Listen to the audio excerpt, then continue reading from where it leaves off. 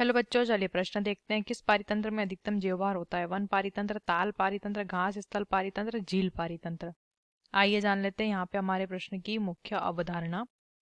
हमारे प्रश्न की मुख्य अवधारणा यहाँ पर संबंधित है, हमें बताना है कि जो पारितंत्र है, पारितंत्र के बारे में पहले जान लेते हैं। पारितंत्र क्या होता है? जब किसी क्षेत्र के जो जीव होते हैं, जब वो जीव उसी क्षेत्र के जैविक और अजैविक घटकों पर अपनी निर्भरता दर्शाते हैं, अजैविक घटक पर अपनी निर्भरता दर्शाते हैं, तो इस निर्भरता द्वारा एक तंत्र का निर्माण होता है जिसे पारिस्थितिक तंत्र कहते हैं।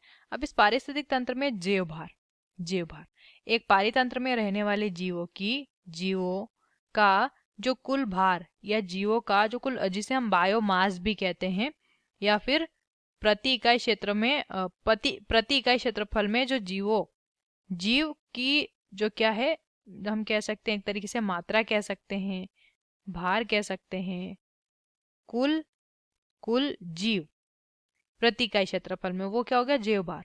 तो ये सबसे ज्यादा या अधिकतम कहाँ होता है? ये होता है अधिकतम वन पारितंत्र में। कहाँ पे पाया जाता है?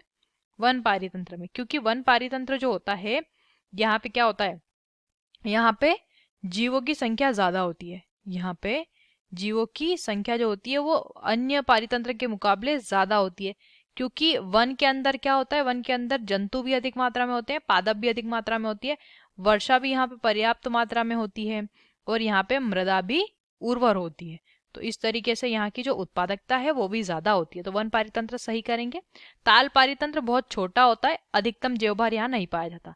घास स्थल का पारितंत्र, घास स्थल के पारितंत्र में उतने ज्यादा, जैसे कि यहाँ पर बड़े बड़े वृक्ष नहीं होते हैं, जंतु भी उतने ज्यादा नहीं होते हैं, तो ये हम सही नहीं करेंगे। और झील पारितंत्र भी एक सीमित क्षेत्र में होता है, बहुत बड़ा ये नहीं होता। तो विकल्प ए हमारे प्रश्न का सही उत्तर हो जाएगा। आशा करते हैं आपको इस प्रश्न का उत्तर समझ आया होगा। धन्यवाद।